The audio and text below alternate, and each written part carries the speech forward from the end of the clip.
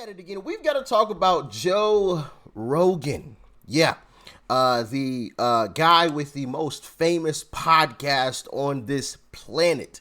Joe Rogan himself, because he is speaking more and more truth as time goes on, and I am absolutely loving it. Because I feel like, there are a good number of individuals who feel the exact same way as Joe Rogan, but are afraid to say it. So I think it's a great thing that Joe Rogan is actually saying these things. I've got two clips that I want to show you guys from Joe Rogan. The first one is Colion Noir with Joe Rogan. Shout out to Colion. Hopefully I'm pronouncing his name correctly. If I am not, I apologize. But shout out to Colion. Anyway, like, share, comment, and hit that subscribe button if you are new. And let's dive in.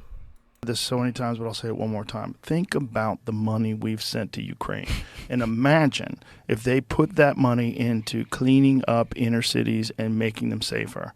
And do people really think that motherfucking kids who grow up in these environments really want to live like that? Exactly. Like, they really want to live their life looking over their shoulder, exactly, and having to worry about who's trying to kill them. Do they really think people want to live like that? Come on. It's a convenient narrative.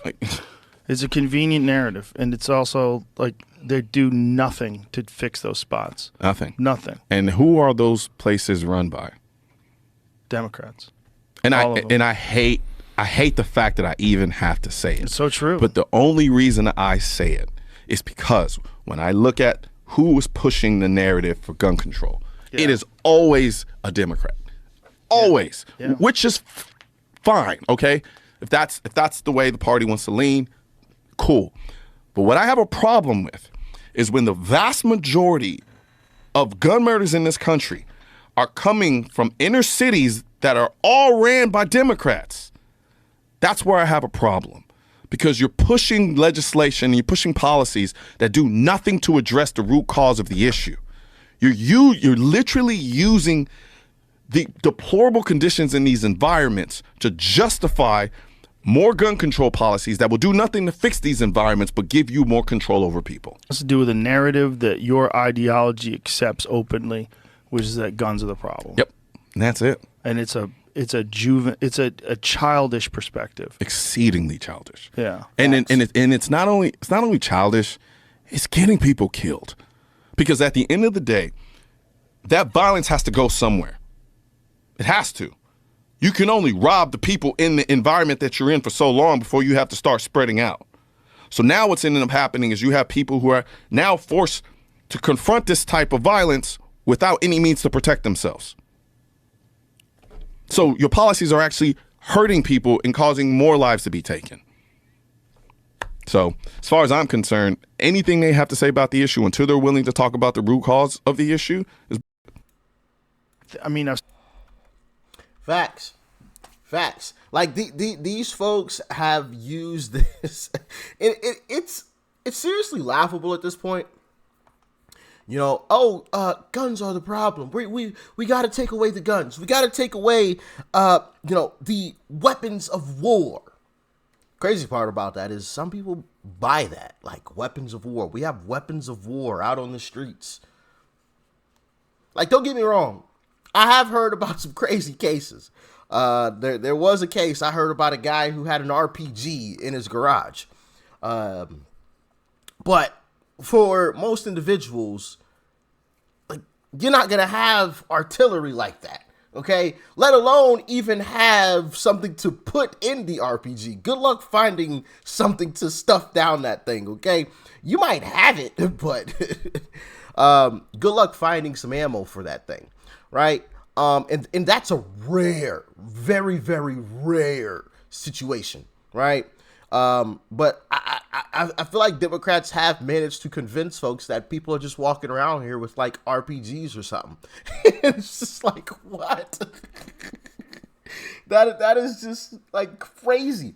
And then the fact that they, and honestly, I think they actually know that taking guns away won't solve the problem, but they use that as a way to garner more control. I mean, I can just end that debate with this statement right here. So when you take away weapons, right?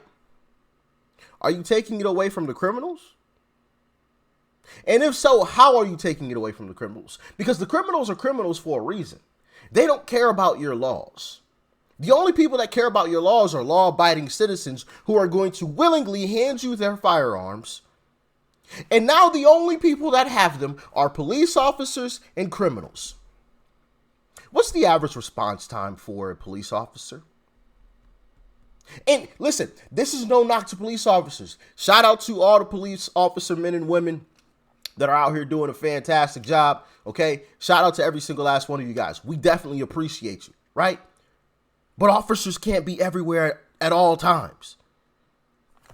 Like that's just common sense. You can't be everywhere. So, what? I'm supposed to call the police and wait for them to get there while somebody's blowing through my front door. Like, they're already in. So, like, response time, we'll say response time is 5 minutes. It don't take 5 minutes to pine box someone and take everything they have. Like, that just doesn't make sense. But let's go on to this next clip from Joe Rogan because, man, this guy's on a roll, man. Austin people are great people. They're really nice. They're nice. They're not shitheads. They're not Hollywood people. They're not lost in this fake world of leftist ideology that everybody's trapped in. They're just people. They're just regular people, man. And those people exist outside of these blue bubbles where everyone's gone insane. Well, I used to be a part of the blue bubble. I was 100% a left-leaning person who lived in Los Angeles. I was 100%. I never voted Republican my whole life. I was very left-leaning, especially with like any social issues. When it comes to financial things, I'm a little bit more conservative. But at the end of the day, I'm way more left than I am right. But California went nuts, man. It's gone like full communist. It's out of its mind. And their approach to law enforcement is so insane. It's so insane. The no cash bail, the letting people out for committing violent crimes, the not stopping people for stealing up to whatever money it is. What is it, $900 now? I think they raised it. I think they made it a little higher. San Francisco is non-existent. Most of San Francisco is emptied out of like big chain stores and big department stores. I wouldn't even do stand up there anymore. It's crazy. They ruined it. They ruined the city. Yeah, I mean, yeah. you can bring it back. The structure's still there, but you'd have to have some hardcore Rudy Giuliani type motherfucker to come in there and knock heads. Wow. And nobody wants that. Nobody wants that. They're peace, love, and granola, and can wear a mask. I'm in the middle now. I'm in the middle. I never thought I would ever say that. Never. It only happened in this last year. Right, exactly. I just went, I can't do it anymore.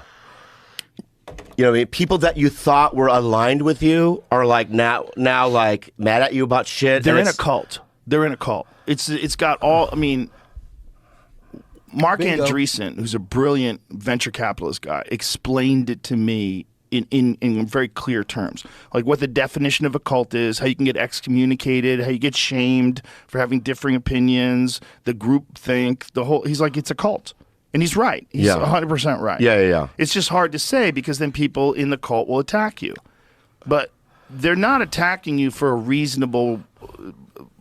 It's not logical. Like the way they're attacking you. That is 100% facts. People try to, or at least the left tries to call Republicans, cult members, right? When in reality, it's actually them that are the cult members. They all repeat and say the same thing, and if you deviate from the narrative, then you're attacked, and you're all of a sudden considered a right-wing extremist, right? You're all of a sudden, a MAGA Republican. The moment that you deviate from the narrative. But Republicans are in a cult. Come on now. Stop with the nonsense. Stop with the nonsense. Like that is just absolutely insane. If a Republican says something that we disagree with, we don't all of a sudden call them an extreme leftist. I'll use myself as an example. There were some some folks who made a video about Uncle Trump. and I don't want to say bashed him, right? Some of you guys may remember this video that I made. I don't want to say they necessarily bashed him, but they tried to make it seem as if, what he was saying was a terrible thing, and, they really didn't like it, and blah, blah, blah. And, I came out in defense of Uncle Trump and, tried to clarify why I believe he said what he said. And in my entire video, not once did I say, oh, they're left-wing extremists. They're, you know what I'm saying? Like, not once did I say that they were like Biden sympathizers. You know what I'm saying? But if we had been on the left and that happened, right? If something similar to that happens on the left, they would have called those gentlemen, those guys, right-wing extremists and all types of stuff. Like, no, we disagree. I heavily disagree with them, but I'm not going to call them crazy lunatics and blah, blah, blah. Like, that's just insane. Like, that, we just disagree on something. That's fine. Let me explain my point of view. I've heard your point of view, but now let me explain mine. And I'll explain to you why I feel like you are wrong. And I did that without bashing them, without calling them names. But you see that on the left all the time. So, like, who's actually in a cult here? You know what I mean? Like, it's just absolutely amazing what happens on the left. I mean, it really is amazing. I believe, in 100 years, there will be books written about how lunatic the left actually was at one point. I sincerely believe that. Like, how crazy the left got. And how they use these tactics of pointing the finger at the right for being in a cult when really it was them. Or pointing the finger at the right for, being extremist when really it was them. And how they controlled the media to convince, some folks in the population. And yeah, there's going to be some books written about that. And it's going to be interesting to look back on this whole situation. Very, very interesting. But anyway, shout out to Joe Rogan. Y'all let me know what you thought about this one in the comment section below. Like, share, comment, and hit that subscribe button before you go. Peace and love. I'm out.